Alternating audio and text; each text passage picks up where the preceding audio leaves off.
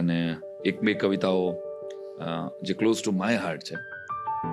અડધી રાતે મારી કલ્પના છે, આ કોઈ શાસ્ત્ર સંમત નથી, રાધિકાને યાદ આવે છે ગોકુળની અંદર. એટલે વૃદ્ધ રાધિકા પટારો ખોલી અને વાંસળી ગોતે છે કે એકવાર વાંસળી લઈને પટારામાં સાચવીને રાખી દીધેલી, અને એ વાંસળી હોઠ ઉપર મૂકે છે અને એ ફરી 16 વર્ષની જાણે થઈ જાય અને 16 શણગાર સજી અને એકલી એ વાંસળી લઈ અને ગોકુળના કાંઠે, વ્રજના કાંઠે રાસ રમવા માંડે. અહીંથી કવિતા શરૂ થાય છે અને મેઘલી રાત છે. એક વિજોગણ સ્ત્રી વેણુ વગાડે છે. સોનાની નગરીમાં સૂતેલા શ્યામને, આ કમ્પોઝ મેં કર્યું અને મારા પરમ મિત્ર કીર્તિદાનભાઈ આ ગાયું પણ ખરા. અને મજાની વાત એ છે કે અમેરિકામાં ડેટ્રોઇડમાં મારી ટૂર હતી 2017માં, અને ડેટ્રોઇડમાં બપોરે 1:30 વાગે આ ગીત લખાયું.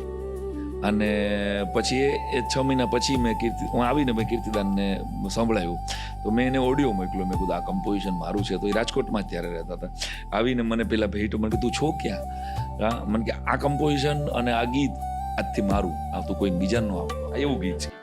સોનાની નગરીમાં સૂતેલા શ્યામને, મેઘલડી રાતે જગાડે જગાડે, વિજોગણ વેણુ વગાડે વગાડે, વિજોગણ વેણુ વગાડે.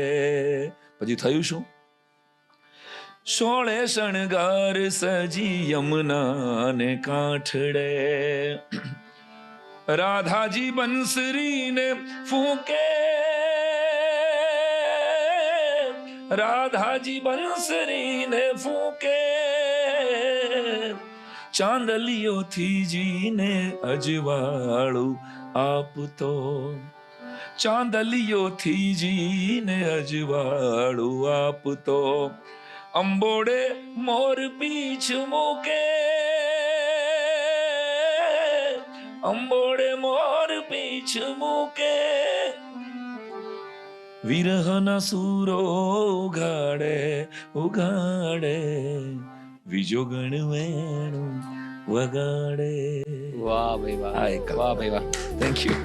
આ રેર કલ્પના છે. પછી સામે શું થયું એની વાત પણ અમે લખી, અને કેટલીક બધી કલ્પનાઓ. મથુરાની ભીતોમાં માથા પછાડી અને રોવે છે રોજ એક માં, ઈ કોને કહે લે બેટા ખા. એક 11 વર્ષ જે દેવકીએ વિતાવ્યા હશે એની પીડા કોઈ નથી લખી. મથુરાની ભીતોમાં માથા પછાડી અને રોવે છે રોજ એક માં, ઈ કોને કહે લે બેટા ખા. એની કુખેથી ઈશ્વર અવતર્યો, પણ દેવકી તો તોય રહી વાંજણી. લાલાની યાદોમાં રોઈ રોઈને એની આંખોમાં થઈ ગઈ હતી આંજણી. ધાવણની શેડને ફૂટી, પણ એના છોરુએ કીધું નહીં માં, ઈ કોને કે લે બેટા.